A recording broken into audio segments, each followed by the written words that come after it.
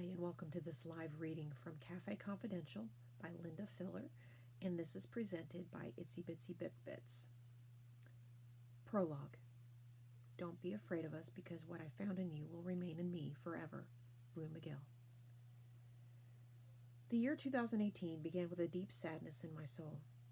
I was mourning a dying lover who had been the focus of my life for the last 10 years. I did not realize my level of depression until I made the decision to rejoin the living in the spring of that year. It all started with books, as the best ideas do, and a phone call from a book reviewer in India.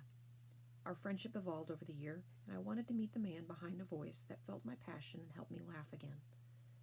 I made a decision to sell everything in my possession. It took me 2 months to liquidate a life that I'd built over many years in Mexico, and bought a one-way airline ticket to multiple cities around the world. When I began my incredible adventure in February of 2019, I could never have imagined the astonishing turn of events that would transpire in the next 17 months.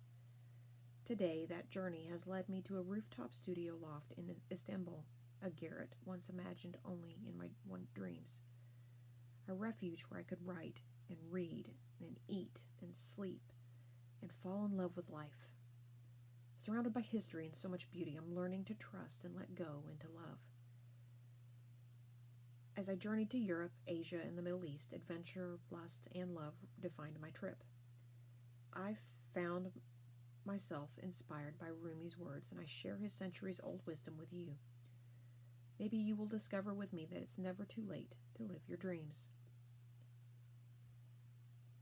Rumi was a Sufi. The Sufi way of life is not that of ordinary people. They do not tread on the familiar path. I can relate to that. Afraid of the unknown as human nature is, society shuns the Sufi path. The Sufi stories reflect the discomfort and questions they face every day in their life. This is evident in Rumi's passage, where he clearly says that if one must attain the beloved, she or he must come out of the comfort zone, challenge oneself, and let go of the reputation. All these go against social norms. In our business and personal lives, we struggle to make a living and fit into a mold that society has created. My desire to make the pilgrimage back to love overtook my fear of the unknown. It compelled me to make the decision in 2019 that would forever alter the path of my life, the life I was born to live. Chapter 1. Damaged. The wound is the place where the light enters you. Rumi.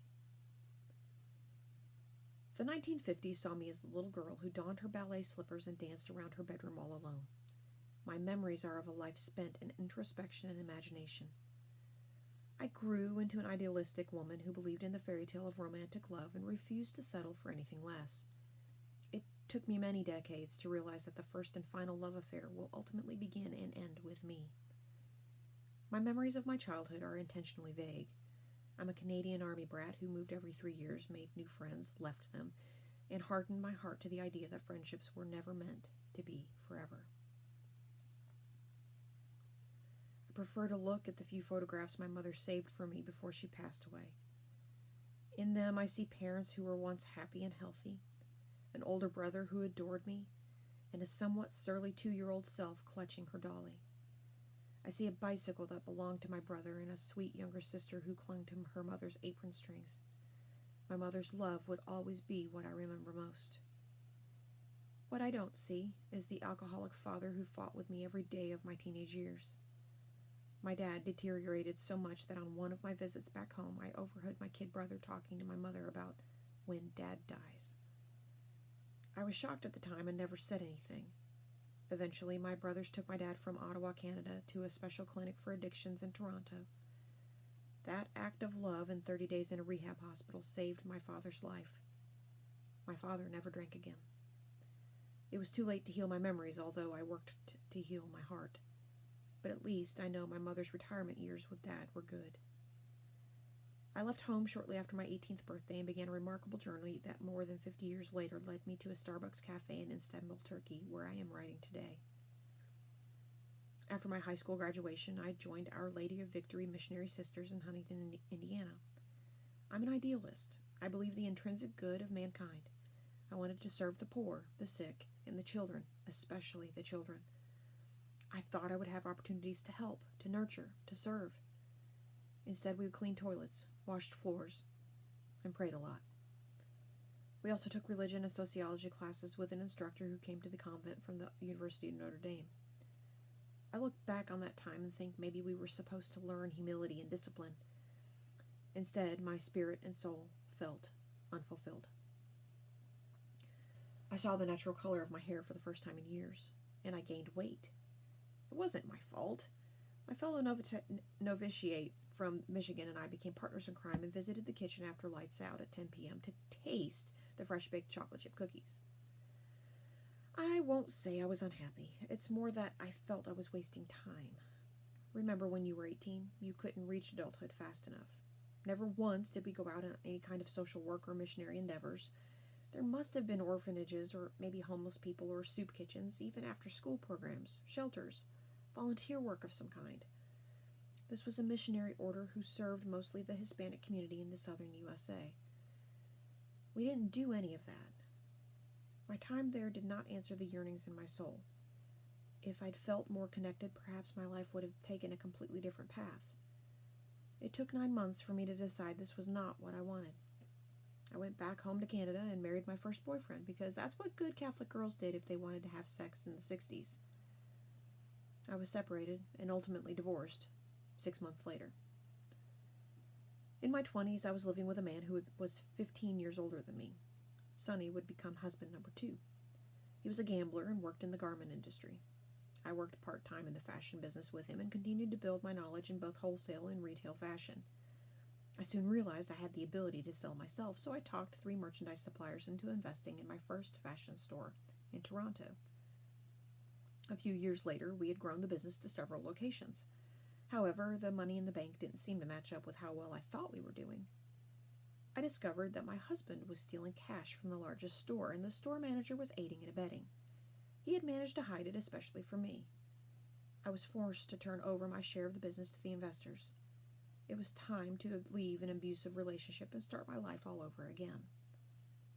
I fled to Montreal, where I spent the next couple of years learning the wholesale end of the fashion industry. I went on to start my own business again. I'm a natural entrepreneur, yet without the business training, I seemed doomed to failure.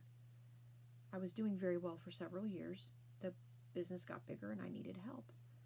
By this time, I had remarried and my husband had joined me in the business, but his skill set was limited to managing suppliers in the back office. I designed the clothing and did the sales. So I brought in a partner who understood the industry and managed the banks, the inventory, and the money. Again, I didn't really know enough about my sweet-talking business partner. He had also found ways to leverage the business to cover his gambling debts. What is it with me and gamblers? I didn't even know he had a gambling addiction.